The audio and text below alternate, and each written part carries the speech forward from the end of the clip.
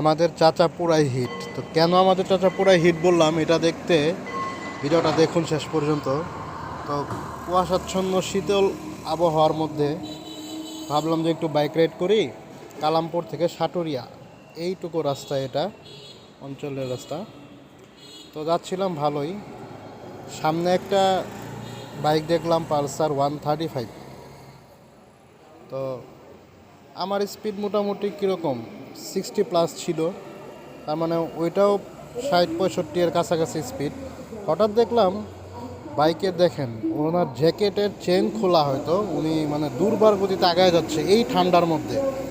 আমি ভাবলাম কে, দেখেন পাশে জ্যাকেটের চেন খোলা, চোখে সানগ্লাস, কানে শুধু টুপি, কানও ঢাকা না। তো ব্যাপারটা বুঝতেছেন উনি কী পরিমাণ হিট হয়ে বাইক চালাচ্ছে। কিন্তু এটা আসলে মোটেও ঠিক না।